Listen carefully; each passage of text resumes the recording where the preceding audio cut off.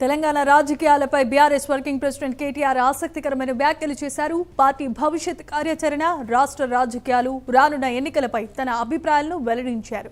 2027లో తెలంగాణ వ్యాప్తంగా పాదయాత్ర చేపడతామని ప్రకటించిన కేటీఆర్ రాష్ట్రంలో బీజేపీకే అవకాశమే లేదని స్పష్టం చేశారు. పార్టీ పేరు మారినంత మాత్రాన తమ అజెండా మారలేదని స్పష్టం చేసిన ఆయన వచ్చే ఎన్నికల్లో అధికారంలోకి వచ్చేది బీఆర్ఎస్ఏనని జోష్యం చెప్పారు. అలాగే బీఆర్ఎస్ అధినేత కేసీఆర్ మరోసారి తెలంగాణ ముఖ్యమంత్రిగా బాధ్యతలు చేపడతారని విశ్వాసం వ్యక్తం చేశారు.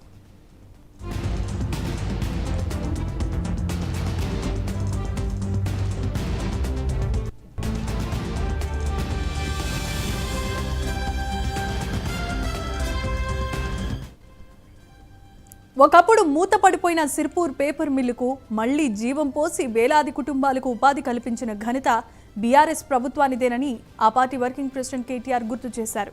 అయితే ప్రస్తుతం కాంగ్రెస్ ప్రభుత్వం మిల్లు పట్ల నిర్లక్ష్య వైఖరి అవలంబిస్తోందని విమర్శించారు.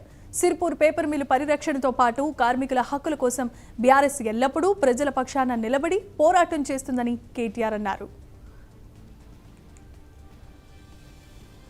రాష్ట్ర ప్రభుత్వాన్ని మేము డిమాండ్ చేస్తూ ఉన్నాం. గతంలో మేము రాష్ట్ర ప్రభుత్వంలో ఉన్నప్పుడు సిర్పూర్ పేపర్ మిల్లు తెరిపించాం. అన్ని రకాల సబ్సిడీలు ఇచ్చి అదే ఆదిలాబాద్ జిల్లాలో ఆ రోజు వెంబడబడి సిక్కైన యూనిట్ని మళ్ళీ తిరిగి తెరిపించి వాళ్ళ వేలాది మందికి ఉద్యోగ అవకాశాలు కల్పించాం. ఇవాళ కాంగ్రెస్ ప్రభుత్వానికి చిత్తశుద్ధి ఉంటే వెంటనే వారు ముందుకు వచ్చి మైనింగ్ లీజ్ ఎక్స్టెండ్ చేయాలి.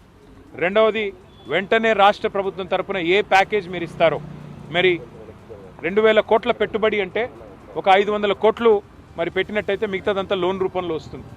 ఆ 250 కోట్లు, ఒకవేళ 500 కోట్లలో 250 కోట్లు రాష్ట్ర ప్రభుత్వం, 250 కోట్లు కేంద్ర ప్రభుత్వం పెట్టినట్టయితే వెంటనే ప్లాంట్ తెరిపించి దాదాపు 6000 మందికి ఉద్యోగ అవకాశాలు ప్రత్యక్షంగా పరోక్షంగా ఆదిలాబాద్ లాంటి మారుమూల ప్రాంతంలో ఇచ్చే అవకాశం ఉంటుంది.